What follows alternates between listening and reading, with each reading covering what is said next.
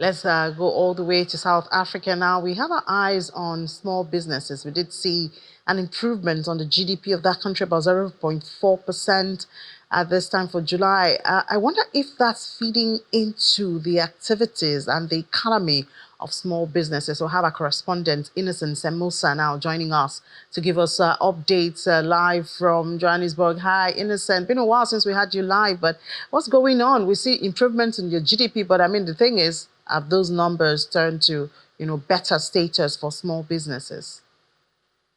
Well, a very good afternoon to you, Ini, and our viewers around the world. Indeed, it has been quite some time, and it's good to be with you. It's always good to talk to you. Indeed, lots of moving parts in South Africa in the world of business, as you rightly alluded to. GDP have seen a marginal growth of 0.4%, and I'm saying marginal growth because before the 4 is 0, so it's really a slight growth.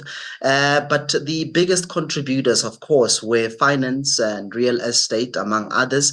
But this, of course, comes at the back of the improvements of Eskom, where the lights have been on for quite some time. I would say that load shedding has been suspended for quite some time in the country. But also there's issues that has to do with FOCAC, where President Ramaphosa journeyed to China with his ministers to really try to see if whether or not they can calibrate some sort of mechanism that will allow more exports going into China as opposed to South Africa receiving more from China, because things that we export in here in the country is more or less like celebrity exports, if you like, wine and your coffee, or should I say, coffee and tea. Also, those are some of the things that we export. But there's a little bit of movement in the crypto space. Let me just give you what is happening there. The South African Revenue Services has made significant escalated efforts to enhance tax compliance in the crypto sector. Traders are told that they must comply to avoid severe penalties and legal repercussions. Now, according to some experts, recent developments have seen SARS turn the attention towards crypto traders who are now receiving notices that their taxes affairs are under review. But we heard also from the South African Reserve Bank that they've warned traders that the failure to provide, requested information could be deemed a criminal offense under the Tax Administration Act. So they're incorporating AI into this to really crack down on non-compliance. So it does seem as though the wheels of SARS have started to move. Yeah, so I wonder how this is treating all of this or how the RAND is reacting to this. It seems there's been a bit of stability, I guess. Indeed, in fact, the rand has been performing very well lately. It's 17 rands against the US dollar.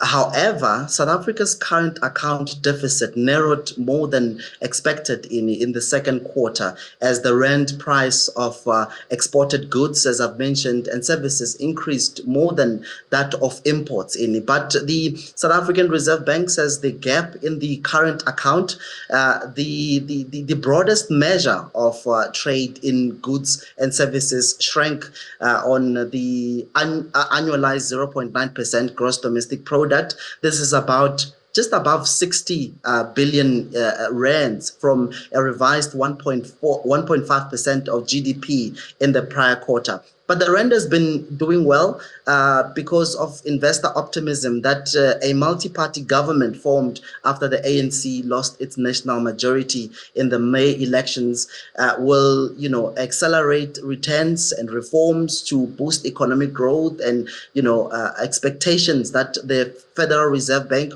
will also cut rates this month.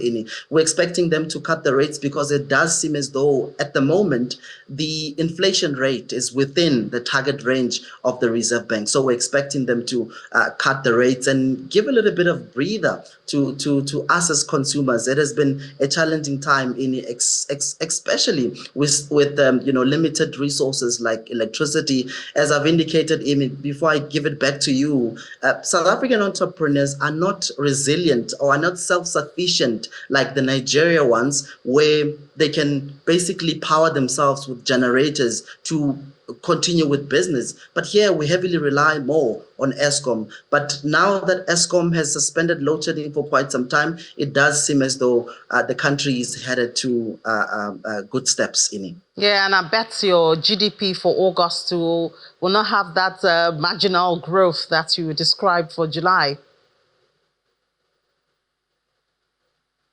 Come again, Ini?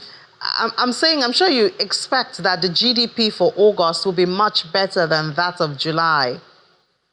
100%. That's the expectations, and that's what we're expecting. And talking to different economists, that's what they actually projecting, that they would like to see the GDP going up a little bit, because it does seem as though that the electricity deficit, it was really impeding. It was really putting a dent on South Africa's economy. But it does seem as though they are working, and entrepreneurs have been trading, and I see some small businesses that were not on the streets are back on the streets. They have started trading, so it's a step in the right direction. I just hope that as we move into the festive season, because now electricity is going to be, there's going to be more demand for electricity. I just wish that they will be able to find all of those loopholes and make sure that we have power throughout the festive season. Sure, we do hope so with you too. Innocent Semosa, thank you so much, correspondent in Johannesburg, South Africa.